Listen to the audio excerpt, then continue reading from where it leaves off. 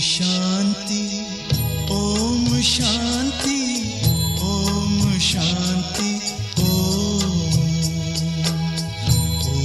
शांति, ओम शांति, ओम शांति, ये ध्वनि मंगल ध्वनि है, ओम शांति,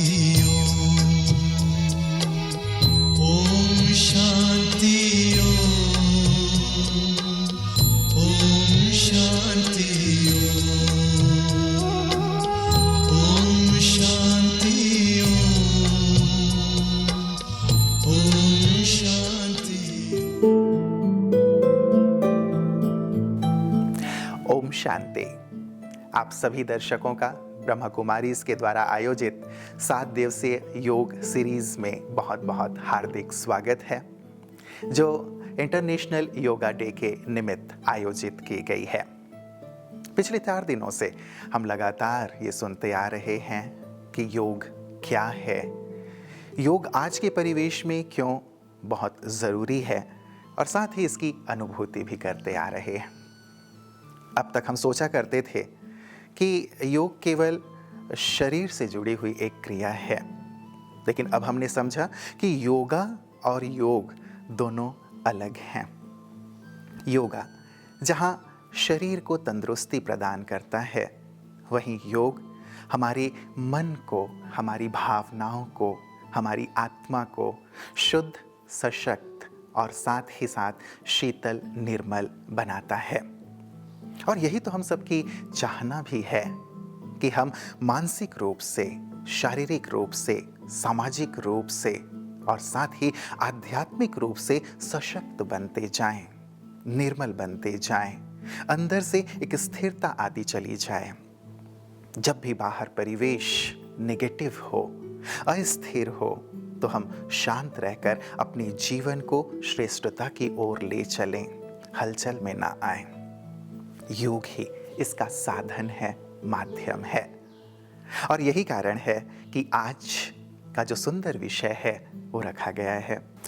कैसे योग से ये सब संभव होता है, यही आज का विषय है, योग फॉर होलिस्टिक वेलबीइंग।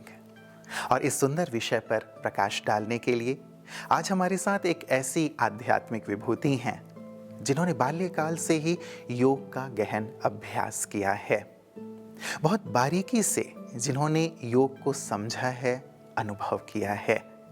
पिछले 50 वर्षों से समर्पित रूप से 5 ही महाद्वीपों में योग का प्रकाश पहुंचा रही हैं। आप ब्रह्मा कुमारीज के इंटरनेशनल हेडक्वार्टर्स माउंट आबू में राजयोग शिविर की निदेशिका हैं। पीस ऑफ माइंड चैनल सहित अनेक चैनलों में आपके कार्यक्रम लगातार प्रसारित होते रहते हैं। आप हैं राजयोगिनी ब्रह्मा कुमारी शीलू बहन जी। ओम शांति। हर एक व्यक्ति सर्वांगीण विकास के साथ साथ अपने जीवन में सुख और शांति चाहता है। संपूर्ण सुख किसको कहा जाता है? जिसमें तन निरोगी हो, मन की शांति हो, धन की कोई कमी न हो और संबंधों में प्यार प्रेम हो, तब हम कहेंगे संपूर्ण सुख शांतिमय जीवन। और ये सब संभव है योग करने से। जब हम योग कहते हैं तो कई लोग योग कुछ आसन और प्राणायाम को ही मानते हैं, पर योग केवल आसन या प्राणायाम ही नहीं है। योग तो वास्तव में जीवन जीने की कला है। अगर जीवन में दुख, अशांति, रोग, पाप, भय, चिंता आदि आदि हैं, तो जीवन जीवन नहीं है। पर योग हमें सिखाता है कि कैसे हम जीवन में सदा सुख शांतिमय रहें। एक जीवन जीने की कला क्या है? अष्टांग योग हमें बताता है, पहले तो यम नियम चाहिए। जीवन में कुछ नियम चाहिए। हमारा खान पान शुद्ध हो, रहन सहन शुद्ध हो, व्यवहार हमारा शुद्ध हो, आदि आदि बहुत कुछ जीवन में ये नियम चाहिए। और फिर आसन भी ज़रूरी है, प्राणायाम भी ज़रूरी है, क्योंकि योग में तन मन और आत्मा तीनों का सुंदर समन्वय चाहिए। तो तन निरोगी अगर हम चाहते हैं तो कुछ हद तक आसन और प्राणायाम ज़रूर मदद करते हैं, लेकिन तन के ऊपर मन है। मन के लिए ही कहा जाता है कि 80% से भी अधिक जो शरीर के रोग हैं वो कोई न कोई मानसिक कारण से हैं। इसलिए मन को ठीक करना सबसे पहले ज़रूरी है। और मन को हम तब ठीक कर सकेंगे जब हम जो मन में उत्पन्न होने वाली इच्छाएं हैं या जो कुछ भी नेगेटिविटी है उसको हम समाप्त कर सकें। प्रत्याहार चाहिए, अपने अंदर में अपने आप को पहचानने की ज़रूरत है, अंतर्मुखी बनने की ज़रूरत है। क्योंकि अगर हम सुख शांति जीवन में चाहते हैं तो वो तो सब हमारे भीतर है। योग हमें सिखाता है कि सुख बाहर से नहीं मिलेगा, शांति बाहर से नहीं मिलेगी, वो आत्मा का स्वधर्म है। तो आत्मा को पहचानने की ज़रूरत है, अंतर में अपने आप को झांकने की ज़रूरत है, अपने आप को पहचानने की ज़रूरत है। कुछ बातों से वैराग्य की ज़रूरत है, क्योंकि हम जानते हैं ये सब जो कुछ भी इन आँखों से देख रहे हैं ये सब नश्वर है, एक दिन सब नष्ट हो जाएगा। इसलिए इन सब का सुख लेते हुए भी इसमें फंसना नहीं है, हमें योग ये भी सिखाता है। तो प्रत्याहार, अपने अंतर में झांकना, फिर उसके बाद ध्यान, धारणा, समाधि। तो किसका ध्यान करना है? ध्यान एकाग्रता को कहते हैं, लेकिन किस पर मन को एकाग्र करना है? वास्तव में सच्चा योग यही है जिसमें आत्मा और परमात्मा का मिलन हो।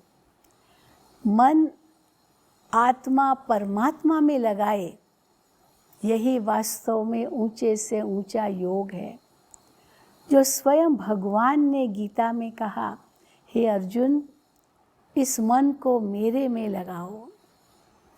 तो परमात्मा में मन लगाना ये योग का उत्तम अर्थ होगा।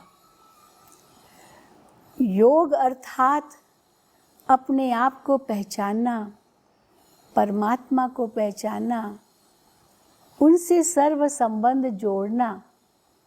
क्योंकि ध्यान, धारणा और फिर समाधि, एकाग्र करना अपने मन को परमात्मा में, और उनके जो आज्ञाएं हैं उन पर चलना, उनको धारण करना और उन जैसा बनना।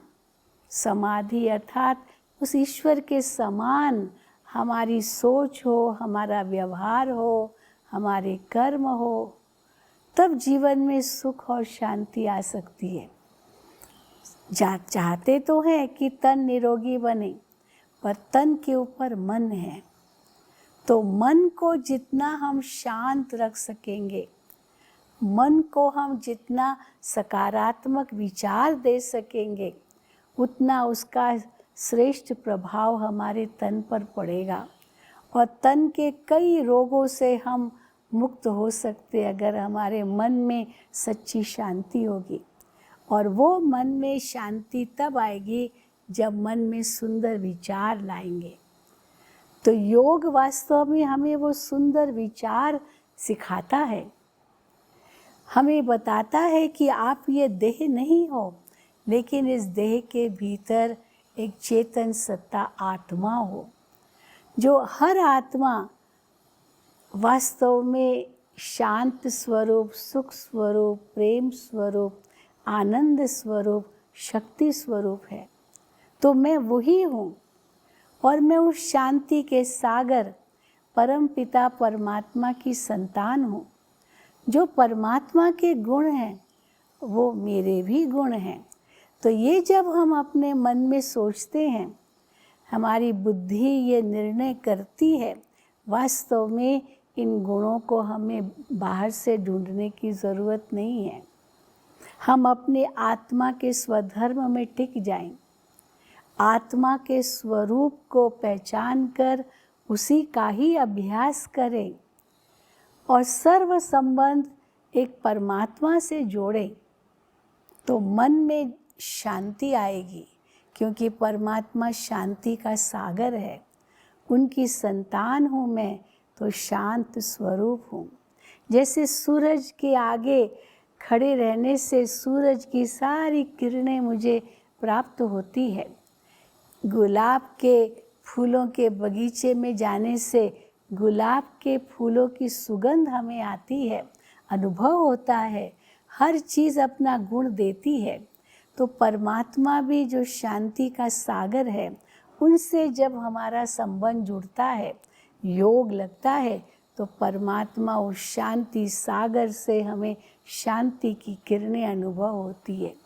वास्तव में यही योग है।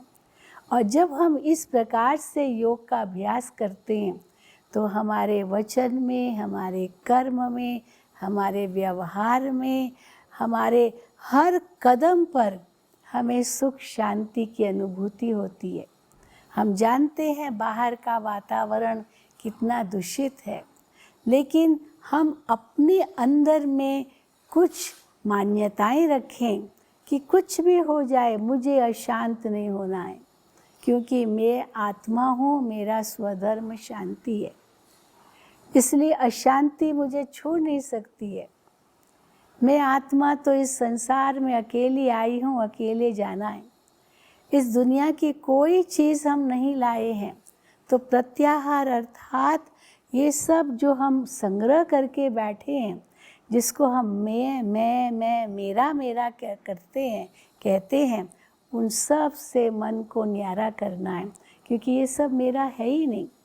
मैं आत्मा जब इस संसार में आई, ये वस्तुएं नहीं लाई, और जब मैं आत्मा इस संसार से जाऊंगी, ये वस्तुएं मेरे साथ नहीं चलेगी। मैं तो आत्मा वही हूँ जो अपने कर्मों को लाई हूँ और कर्मों को ले जाऊंगी।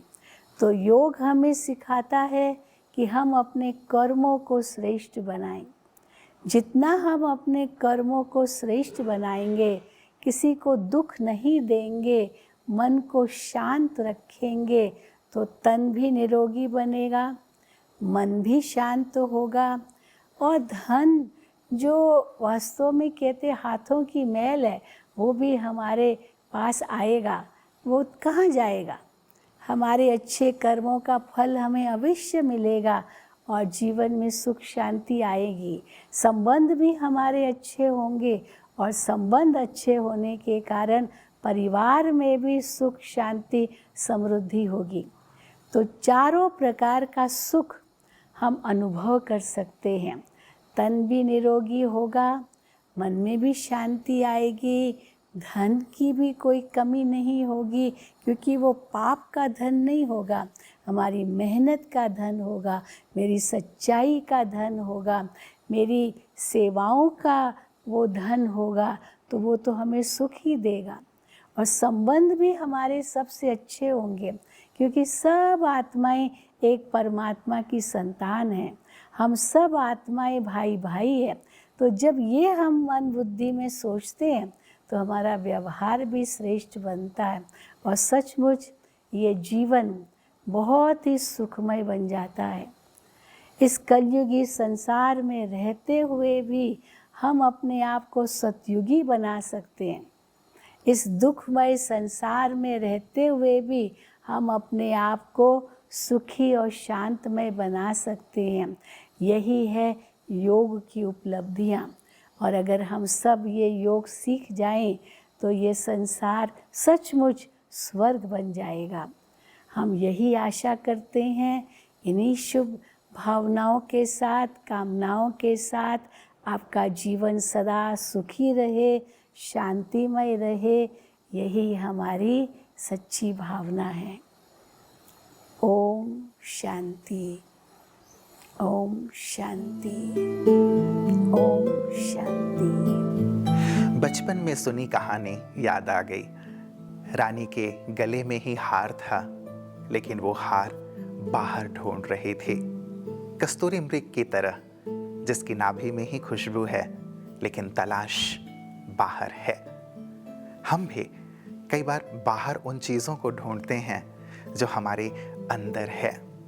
हम खुद को नहीं देखते और उस सुंदरता तक, उस शक्ति तक नहीं पहुंचते।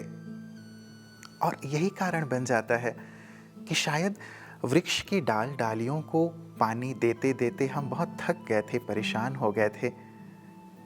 पानी तो हमें जड़ को देना था।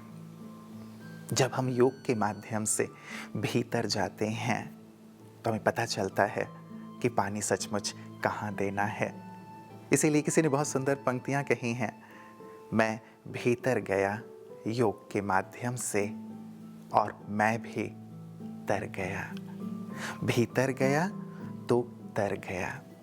सचमुच योग हमें अंदर की ओर ले जाता है, जहाँ शांति है, जहाँ तृप्ति है, जहाँ आनंद है।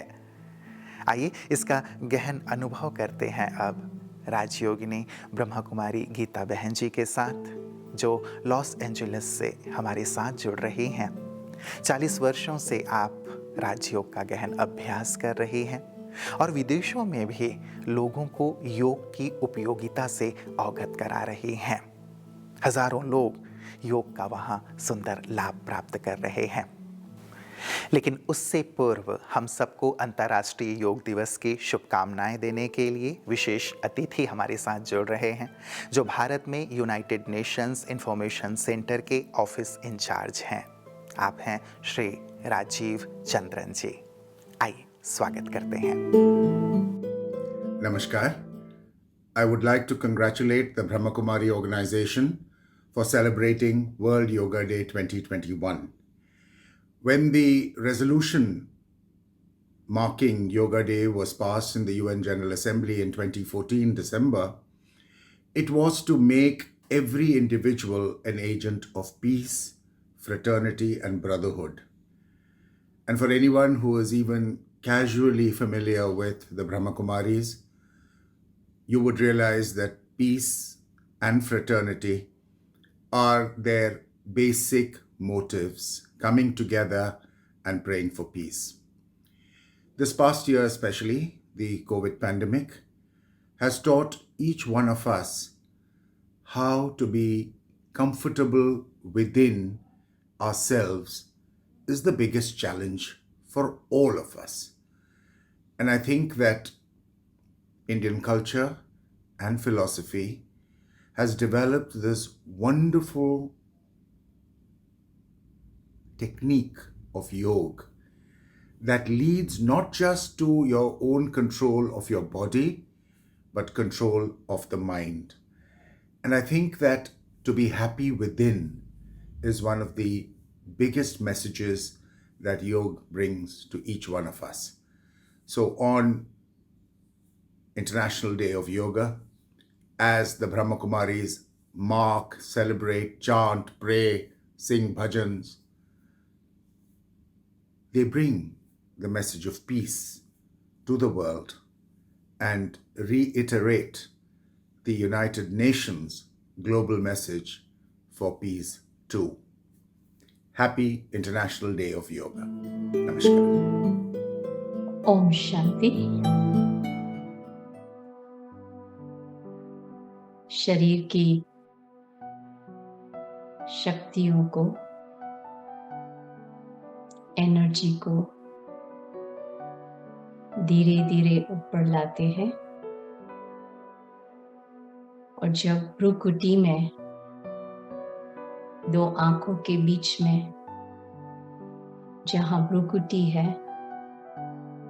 वहां सब शक्तियां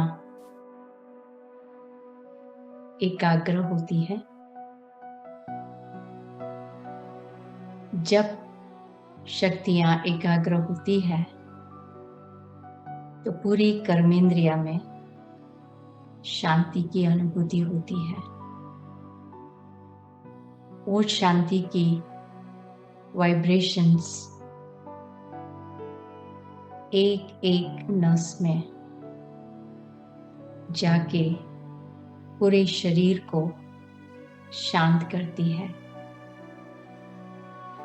फिर वो शांति का वाइब्रेशंस धीरे धीरे वातावरण में जाता है। वायुमंडल एकदम शांत स्वरूप बन जाता है। जो भी आत्मा उस समय उस वायुमंडल में आते हैं तो उनको भी शांति का अनुभव होता है। ये आत्मा की असली शांति का वाइब्रेशन जो इतना पावरफुल होता है कि आसपास कोई भी कितना भी अशांत आत्मा हो उस वायुमंडल में आने से ही एकदम शांत चित्त का अनुभव करते हैं। आत्मा शांत स्वरूप है। वो स्वरूप में जब आत्मा आ जाती है तो पूरे संकल्पों में भी शांति अनुभव होती है और ये शांति धीरे धीरे वायुमंडल से पूरी दुनिया में जाती है। तो जो भी आत्मा उस वायुमंडल में आते हैं उनको भी शांति का अनुभव होता है। कितनी भी अशांति बेचैनी आत्मा घर में प्रवेश करती है तो उसको उसी समय ही जैसे वायुमंडल ही प्रकृति को शांत करती जाती है।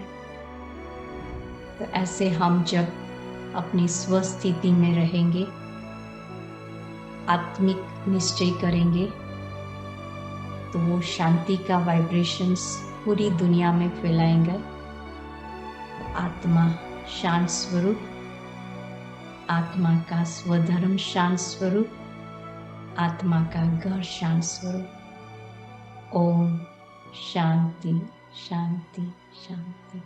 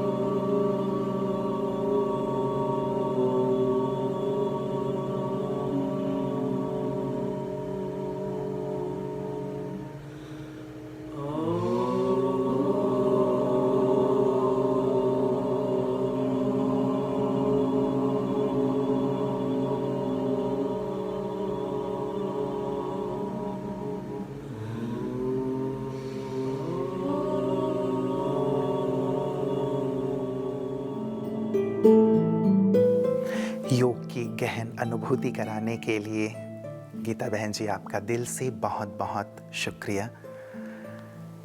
मुझे याद आ रहा था एक बार एक शिष्य ने अपने गुरु से, जो बहुत बड़े साधक थे, योगी थे, पूछा कि गुरुदेव आप जो योग करते हैं, मेडिटेशन करते हैं, ध्यान करते हैं, उससे आपको क्या क्या प्राप्तियां हुई हैं?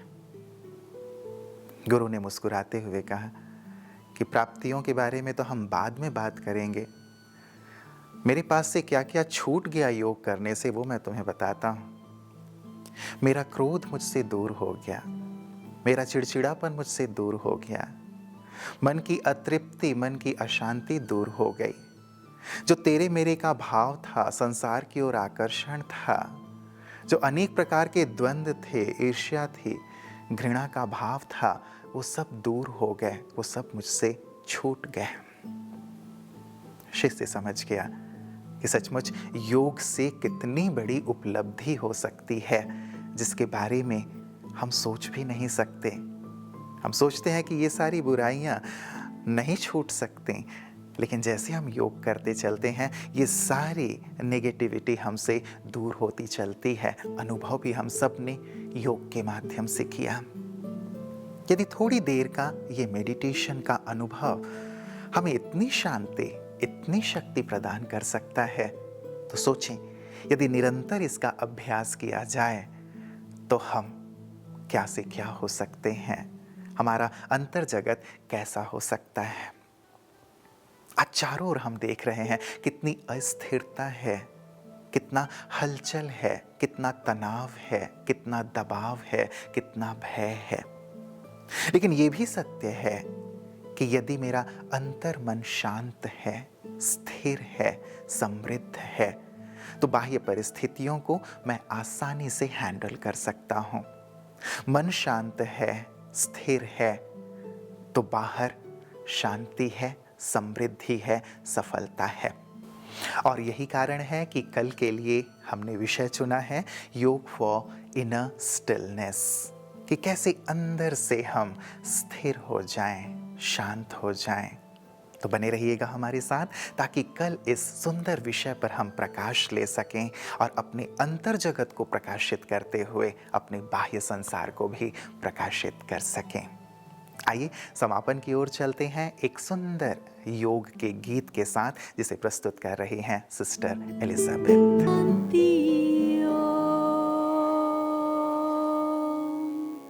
I'm a peaceful soul. Om Shanti Om. I'm a peaceful soul. I'll sing out the sound Om Shanti throughout the earth and sky. Throughout the earth and sky. Om Shanti Om. Om Shanti Om. Sing Om Shanti, burn negativity in the fire of God's love. In the fire of God's love. Om Shanti Om. Om Shanti Om. Om Shanti की शक्ति से पत्थर भी होता मोम। The power of Om Shanti can melt the hardest stone. Go. Om Shanti Om. I'm a peaceful soul. Om Shanti Om. I'm a peaceful soul. Om Shanti